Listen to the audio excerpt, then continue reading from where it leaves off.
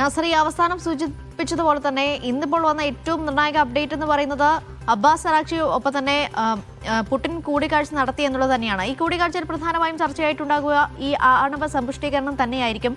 ഒരുപക്ഷെ പരസ്യ പിന്തുണയുമായി പുടിൻ രംഗത്തെത്തുകയാണ്. അത് ഈ നടക്കാനിരിക്കുന്ന ഈ ചർച്ച ഏത് രീതിയിലാണ് സ്വാധീനിക്കുക?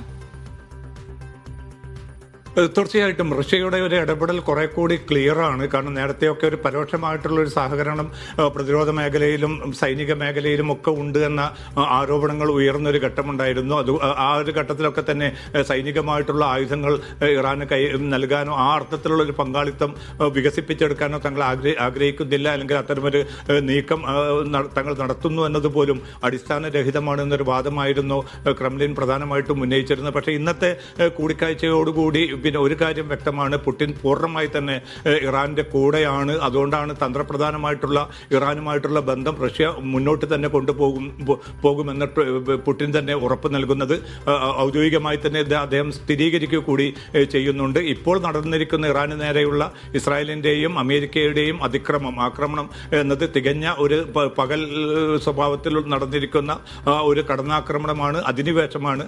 ആ അധിനിവേശത്തിനെതിരെ വളരെ ശക്തമായിട്ടുള്ള അസാമാന്യമായിട്ടുള്ള ധീരതയോടുകൂടിയാണ് ഇറാൻ ജനതയും ഇറാൻ സൈന്യവും പൊരുതുന്നത്. അതിന്റെ കൂടെ തങ്ങൾ ഉണ്ടാകുമെന്നാണ് റഷ്യൻ പ്രസിഡന്റ് ഔദ്യോഗികമായി തന്നെ വിളംബരപ്പെടുത്തുന്നത്. അതുകൊണ്ട് റഷ്യ എവിടെ നിൽക്കുന്നു എന്ന ചോദ്യത്തിന് ഇപ്പോൾ പ്രസക്തിയില്ല. പൂർണ്ണമായിട്ടും അത് ഒരു ഇറാൻ പക്ഷപാതിത്വം. അതുകൊണ്ട് തന്നെ ട്രംപ് ഒരു കാര്യം കൂടി വ്യക്തമാക്കുകയുണ്ടായി. ട്രംപല്ല, പിന്നെ പുടിൻ ഒരു കാര്യം കൂടി ഈ ചർച്ചയെ തുടർന്ന് വ്യക്തമാക്കുകയുണ്ടായി. അതിലേറ്റവും പ്രധാനം എന്നത് ഇറാന്റെ താല്പര്യങ്ങളും മേഖലയിലെ ഗൾഫ് രാജ്യങ്ങളുടെ താല്പര്യങ്ങളും മാത്രമാണ് തങ്ങളുടെ പരിഗണനയിലുള്ളത് എന്നതിലൂടെ അമേരിക്കയ്ക്കുള്ള കൃത്യമായിട്ടുള്ള ഒരു മുന്നറിയിപ്പ് കൂടിയാണ് പുടിന്റെ വാക്കുകളിലൂടെ നാം മനസ്സിലാക്കുന്നത്. തീർച്ചയായിട്ടും ചൈനയുടെ ഭാഗത്തു നിന്നും, കാരണം ഈ ഒരു കടന്നാക്രമണത്തെ തുടക്കം മുതൽ തന്നെ എതിർത്ത രാജ്യം കൂടിയാണ് ചൈന. പക്ഷേ പരസ്യമായിട്ടൊരു സൈനിക സഹകരണമോ സൈനിക പങ്കാളിത്തമോ ഇറാന് നൽകാൻ ചൈന തയ്യാറല്ല എങ്കിൽ പോലും ഈ തന്ത്രപ്രധാനമായിട്ടുള്ള ഒരു പങ്കാളിത്തവുമായി ചൈന ഇറാനുമായിട്ട് മുന്നോട്ട് പോകുമെന്ന കാര്യം ഉറപ്പാണ്. അത് ഈ രണ്ട് രാജ്യങ്ങളുടെയും ഈ സ്വഭാവത്തിലുള്ള പിന്തുണയാണ്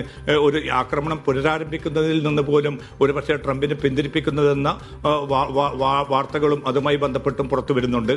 അനീഷ, നസറി പറഞ്ഞതുപോലെ തന്നെ ഇരു രാജ്യങ്ങൾക്കുമേൽ സമ്മർദ്ദമുണ്ട്. അമേരിക്കയെ സംബന്ധിച്ചിടത്തോളം ആണെങ്കിൽ അമേരിക്കക്കകത്ത് നിന്നും സമ്മർദ്ദമുണ്ട്, അതിന് പുറമെ ഈ ലോകരാജ്യങ്ങളിൽ നിന്നും അമേരിക്കയ്ക്ക് മേൽ സമ്മർദ്ദമുണ്ട്. അങ്ങനെ ഇരു രാജ്യങ്ങളെ സംബന്ധിച്ചിടത്തോളം യുദ്ധം അവസാനിപ്പിക്കുക എന്നൊരു താല്പര്യം അവർ പ്രകടിപ്പിക്കുന്നുണ്ട്. പക്ഷെ എത്ര കണ്ട് തങ്ങൾ സജ്ജമാണ് എന്ന് പറഞ്ഞാലും ഈ മറ്റ് രാജ്യങ്ങളുടെ സമ്മർദ്ദം അത് ഇരു രാജ്യങ്ങൾക്ക് മുകളിലും ഉണ്ട്. ഈ പറഞ്ഞതുപോലെ തന്നെ ആദ്യഘട്ടത്തിൽ ചർച്ച നടന്ന സമയത്തും ഈ ഉപാധികൾ തട്ടിയാണ് അത് എങ്ങും എത്താതെ പോയത്. ആദ്യഘട്ടത്തിൽ ലെബനാനാണെങ്കിൽ രണ്ടാമത് അത് നാവിക ഉപരോധത്തിലേക്ക് വഴിമാറുകയാണ്. അങ്ങനെ ഈ ഉപാധികളിൽ വരുന്ന ഈ ഇരുവർക്കും അങ്ങോട്ടും ഇങ്ങോട്ടും അംഗീകരിക്കാൻ പറ്റാത്തൊരു സാധ്യതയുണ്ട്. ഈ അമേരിക്ക ആവശ്യപ്പെടുന്നത് കേവലം അവർക്ക് മാത്രം അനുകൂലമായ ഒരു ഏകാധിപത്യം പോലെ പെരുമാറുന്ന ഒരു നടപടിയാണ് ട്രംപിന്റെ ഭാഗത്ത് നിന്ന് ഇന്നോളം ഉണ്ടായിട്ടുള്ളത്. പക്ഷേ അങ്ങനെ ഒരു ഇരുപക്ഷവും വിട്ടുവീഴ്ച ചെയ്യാതെ ഈ പ്രശ്നം പരിഹരിക്കുക എന്ന് പറയുന്നത് എത്ര കണ്ട് സാധ്യമാണ്?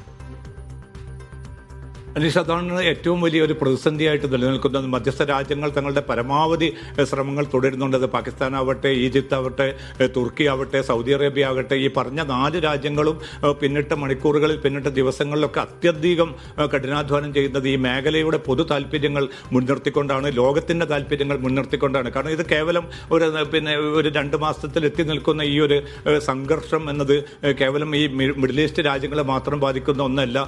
ഇന്ത്യ ഉൾപ്പെടെയുള്ള ഇറക്കുമതി രാജ്യങ്ങളെ പരോക്ഷമായിട്ടും പ്രത്യക്ഷമായിട്ടും അത് ബാധിച്ചുകൊണ്ടിരിക്കുന്നത്, നാറ്റോ രാജ്യങ്ങളെ വലിയ തോതിൽ തന്നെ യൂറോപ്യൻ രാജ്യങ്ങളെ ബാധിച്ചുകൊണ്ടിരിക്കുന്നത് നിത്യം വലിയ തോതിലുള്ള ഒരു തുകയാണ് ഈ ദ്രവീകൃത ഇന്ധനം ലഭ്യമല്ലാത്തത് മൂലം യൂറോപ്യൻ രാജ്യങ്ങളൊക്കെ അനുഭവിച്ചുകൊണ്ടിരിക്കുന്നത്. അതുകൊണ്ട് രാസവളം ലഭ്യമല്ലാത്തത് മൂലം കാർഷിക മേഖല നേരിടുന്ന പ്രതിസന്ധി ഒരു ഭാഗത്ത്, ഭക്ഷ്യക്ഷാമത്തിലേക്ക് കാര്യങ്ങൾ നീങ്ങുമെന്ന IMFന്റെയും ലോകബാങ്കിന്റെയും മുന്നറിയിപ്പ് മറ്റൊരു ഭാഗത്ത്, അതോടൊപ്പം തന്നെ വലിയൊരു സാമ്പത്തിക മാന്ദ്യം ഒരുപക്ഷെ ഉണ്ടായേക്കുമെന്ന മുന്നറിയിപ്പുകൾ പോലും ലോകബാങ്കും IMF ഒക്കെ നൽകുന്ന ഒരു സാഹചര്യത്തിൽ എന്ത് വില കൊടുത്തും തൽക്കാലം ഈ പ്രതിസന്ധി തീർക്കണം. ഈ പ്രതിസന്ധിയുടെ അടിസ്ഥാന കാരണമായിട്ട് മാറിയിരിക്കുന്നത് നേരത്തെയൊക്കെ വളരെ സ്വതന്ത്രമായി തുറന്നു കിടന്ന ഹോർമുസ് കടലിടുക്കിൽ 2 രാജ്യങ്ങളും ഇറാനും അതോടൊപ്പം തന്നെ അമേരിക്കയും പുലർത്തി വരുന്ന ഈ സൈനികമായിട്ടുള്ള സാന്നിധ്യമാണ് ലോകരാജ്യങ്ങൾക്കും അവരുടെ ചരക്ക് കടത്തിനും ഏറ്റവും വലിയ വിഘാതമായി മാറിയിരിക്കുന്നത്. അതുകൊണ്ട് പ്രത്യക്ഷത്തിൽ ഏറ്റവും കൂടുതൽ ആളുകൾ ആഗ്രഹിക്കുന്നത്, രാജ്യങ്ങൾ പ്രതീക്ഷിക്കുന്നത് ഈ പ്രതിസന്ധി ആദ്യം തീർക്കണമെന്നാണ്. ഇപ്പോൾ ഇറാൻ മുന്നോട്ട് വെച്ചിരിക്കുന്ന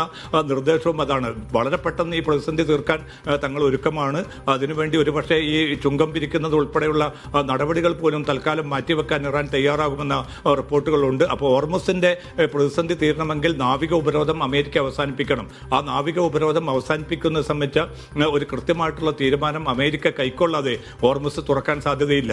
പിന്നെ മറ്റ് ഏറ്റവും പ്രധാനപ്പെട്ട രണ്ട് വിഷയങ്ങളാണ് ആണവ മേഖലയുമായി ബന്ധപ്പെട്ട് യുറേനിയം സമ്പുഷ്ടീകരണം നിർത്തിവെക്കണമെന്നതും അതോടൊപ്പം തന്നെ സമ്പുഷ്ടീകരിച്ച യുറേനിയം അമേരിക്കക്ക് കൈമാറണമെന്നതും. അക്കാര്യത്തിലും ഒരു നിലക്കുള്ള ഒരു ചർച്ചയും എവിടെയും എത്തിയിട്ടില്ല. രണ്ട് രാജ്യങ്ങളും അവരുടെ നിലപാടിൽ തന്നെ ഉറച്ചു നിൽക്കുകയാണ്. അപ്പോൾ ഇറാൻ ആണവായുധം സ്വന്തമാക്കരുത് എന്നത് ഒറ്റ ലക്ഷ്യമേ തനിക്കുള്ളൂ. അതുകൊണ്ട് അത് ഉൾക്കൊള്ളുന്ന ഒരു കരാറിന് മാത്രമേ താൻ അംഗീകരിക്കൂ എന്നാണ് ഇന്നിപ്പോൾ ഏറ്റവും അവസാനവും ട്രംപ് വ്യക്തമാക്കിയിരിക്കുന്നത്. അപ്പോൾ അതിലേക്ക് ഇറാൻ തൽക്കാലം കടന്നു വരിക എന്നത് അത്ര എളുപ്പമാവില്ല.